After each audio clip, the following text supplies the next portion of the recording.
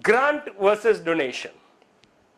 Both grants and donations are essentially gifts. So we are going step by step. They are a gift. But donation is a free and unrestricted contribution. A grant is for a specific purpose with specific terms and conditions. What do I mean by that?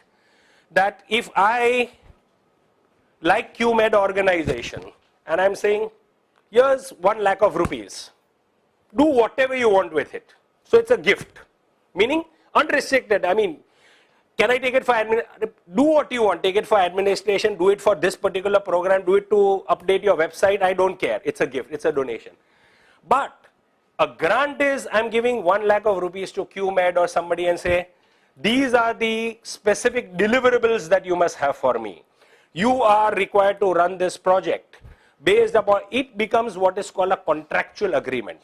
End of the day, we are coming to a world now where the grant maker is a social investor. As a foundation, you have the money, but you do not want to be an operational foundation. You want to be a grant making foundation. So you are using NGOs as your medium to carry out. So your foundation's objective is education. I want to remove illiteracy from India. But I have the money, but I don't have the wherewithal or the outreach.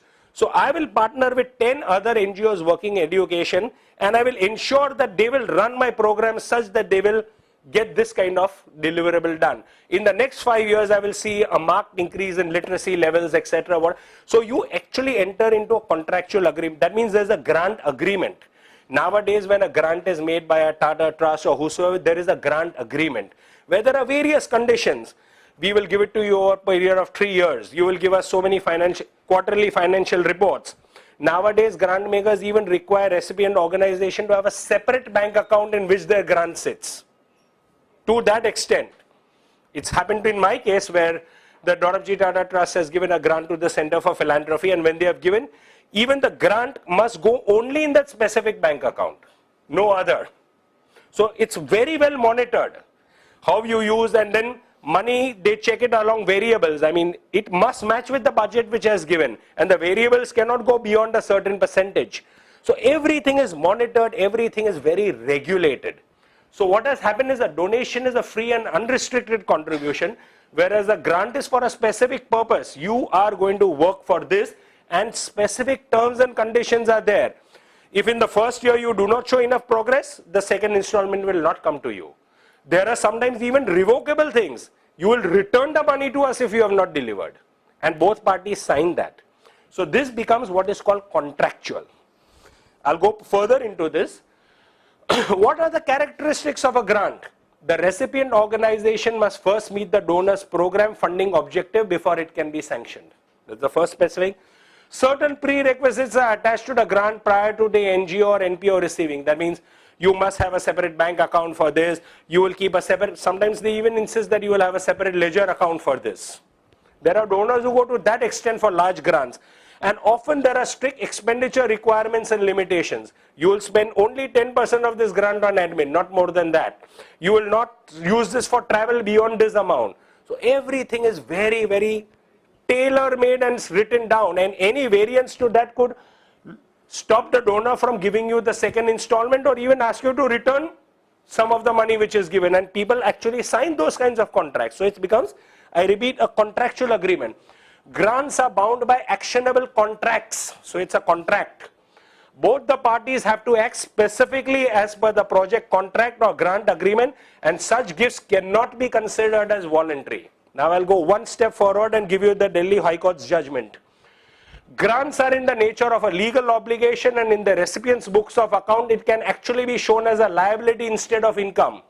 The Delhi High Court, and this is the citation, DIT versus Society for Development Alternatives, this is the citation, has reaffirmed that any grant with specific direction from the donors cannot be treated as income of the organization.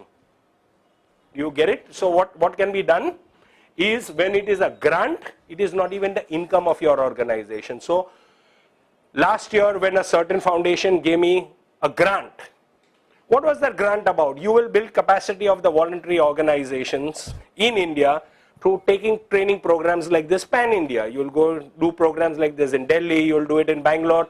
Obviously, I have to incur costs of my travel, my stay, etc. And I can use it only for that, no other purpose. It's as per that. So what is happening? Is the money for my organization? No, I'm actually carrying out the donor's wishes. What is the money that is coming to my organization? Zilch.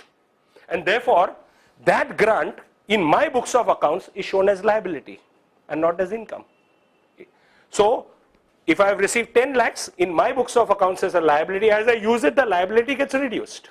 And this is supported by no less than the Delhi High Court's judgment, that any grant with specific direction from the donor cannot be treated as income. See, in this regard, even the earmark funds can be treated as a grant and shown as a liability. Can be, but I am looking at it more, I mean, your point well taken. I need to apply my mind more to what you are saying. Possibility is there, but having said that, I am giving this classic case of where the donor has given you for a certain objective to be done. It is certainly to be taken as a liability, because where is the income for you? It is to take out, carry forward their programs. So therefore, I make that entire grant. So you may think that I received 10 lakhs of rupees last year, but it is not shown as my income. It is sitting as my liability instead. And every time I travel, do programs like this, that liability just gets reduced.